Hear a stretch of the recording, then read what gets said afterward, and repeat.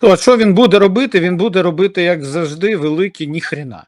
Тобто, як завжди, буде імітація бурної діяльності, яка і була до цього. Бо для того, щоб реальні були перемовини, потрібні кілька речей. Перше. Суттєве посилення Збройних сил України. Мобілізація потрібна нормальна, а не в тому вигляді, в якому вона існувала до сьогоднішнього дня. Я дуже сподіваюся, що рано чи пізно ми отримаємо законопроект про мобілізацію, який зможе, ну, принаймні, допомогти. Буде не тільки кнутом, як зараз, з бусиками і з усіма тими жахами, про які чути, і перевищеннями службових повноважень, і так далі, і так далі. А мобілізація буде проводитися в тому числі і зі стимулом тих, хто має право, точніше, обов'язок бути мобілізований, і кого мають право в державі мобілізувати, то щоб це не викликало у людей такий супротив. Це перше. Друге, підйом зарплати для військовослужбовців. Це must have, то що ми зобов'язані були робити це ще вже на 26-й рік, а найкраще і раніше. Тому що це є стимулом для військових, для того, щоб вони активніше і так далі розуміли, що вони є важливими. А третє, аналіз ситуації у військових підрозділах, бо в 20 військових підрозділах 80% СЗЧ. І тут якраз ми підходимо до того, що ці військові підрозділи, які є на сьогоднішній день неефективними, або в яких існують проблеми, то розбиратися треба там точечно. Далі посилення ефективності військових закупівель і контролю за якістю, тому що воно має бути, ну це я знаю, що в Міністерстві оборони зараз почали це робити. Від щирого серця бажаємо їм успіхів у цьому, але просто що без цього ми зараз опинимося в ситуації, коли цей хаос буде тривати і впливати на фронт найгіршим чином, тому що дрони будуть знову надходити не від найкращих, а від найближчих. Коли снаряди будуть купуватися не найефективніші, а найдешевші, тому що дехто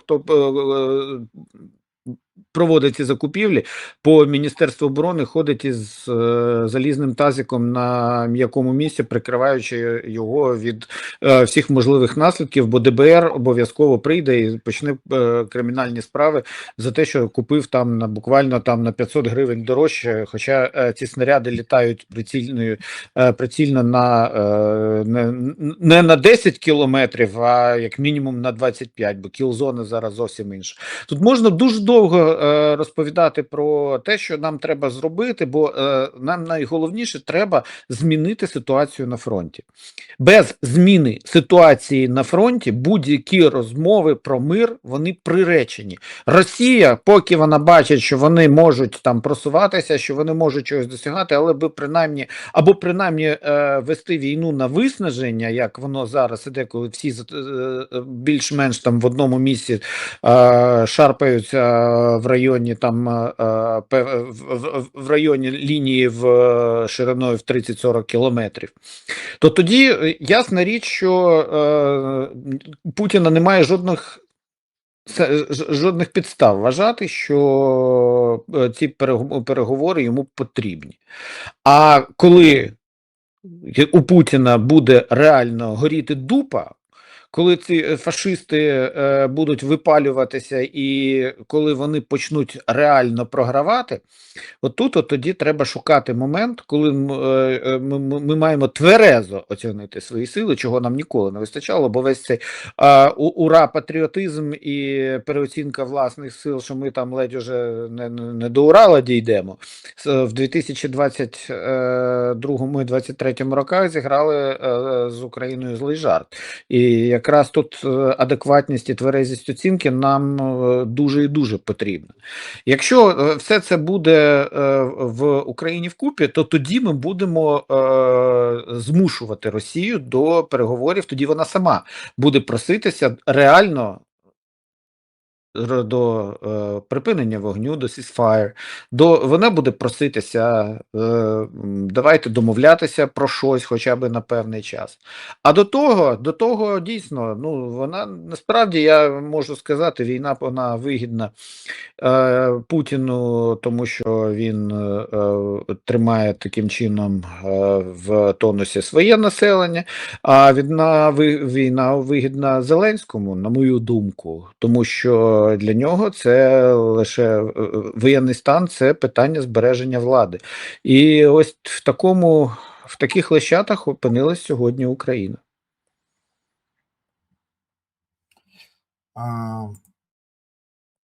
Ти знаєш, що я хочу тобі сказати? Поки ми обговорюємо те, що ми повинні робити, ну мені взагалі здається, що те, що ти сказав, це не є державною таємницею, і це лежить на поверхні. Тож Зеленський точно про це повинен. Ну я ж кажу, він повинен про це знати. І якщо він не робить, є залізний принцип. Якщо зіроньки загораються, це комусь потрібно. Якщо він це не робить, це в його інтересах. Бо ми спостерігаємо дуже неприємну ситуацію на болотах. Там перейшли вже до мобілізації. То, чого не було. Це для розуміння, це постанова губернатора Рязанської області про те, що всі підприємства, всіх форм власності, незалежно від того, державні, приватні, будь-які, повинні знайти контрактників негайно для відправки на фронт вже в цьому місяці. Більше того, там вже є телефонограми про те, що ті, хто не знайдуть, будуть покарані, будуть санкції, все що завгодно.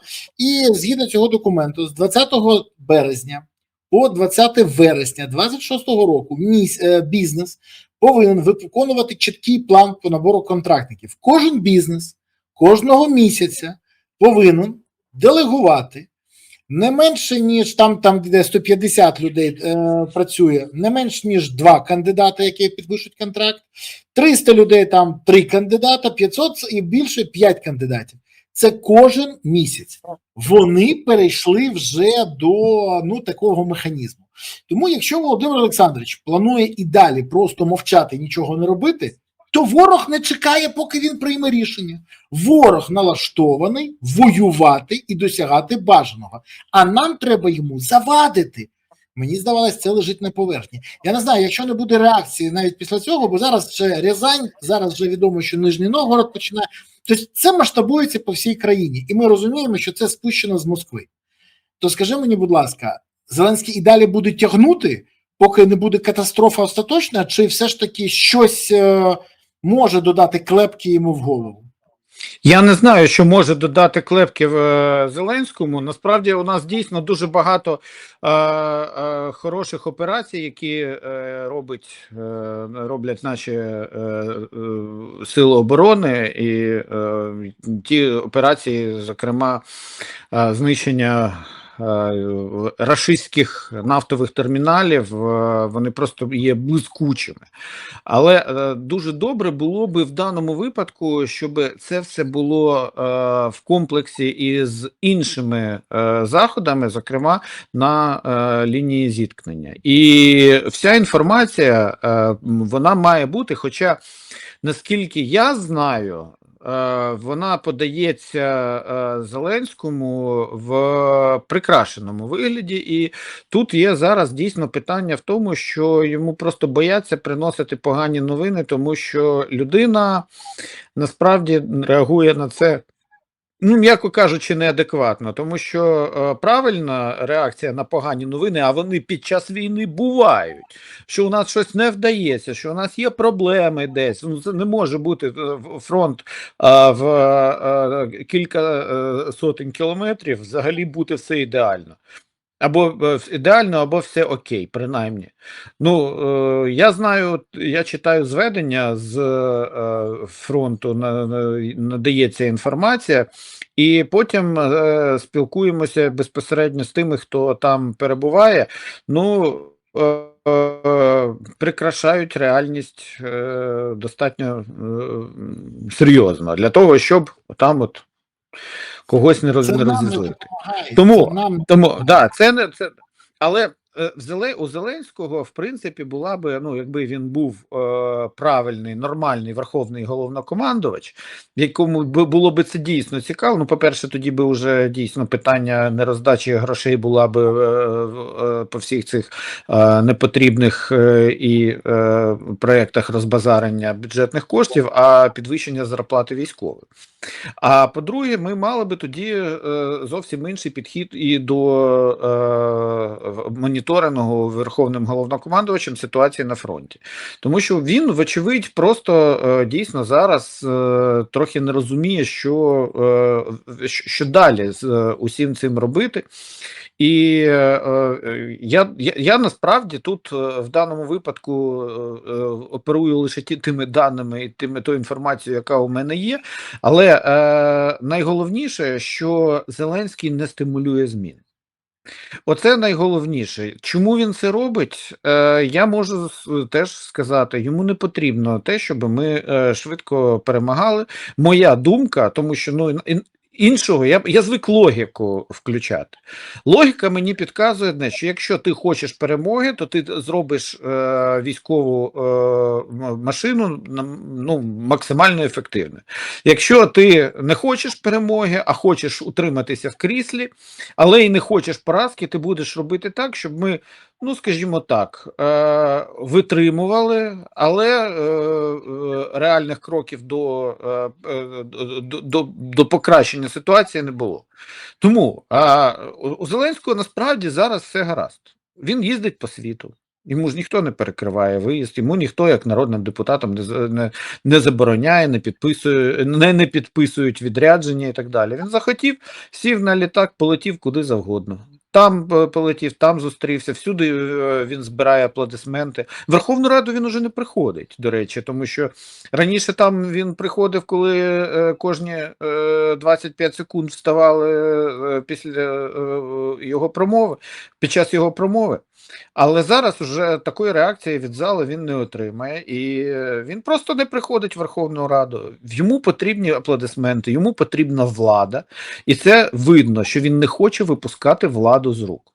У мене просто іншого пояснення немає. Якщо хай мені тоді там опонують в Офісі Президента і розповідають про те, яка зараз складна ситуація, так я розумію, що ситуація складна, але чому ви цього нічого не хочете робити?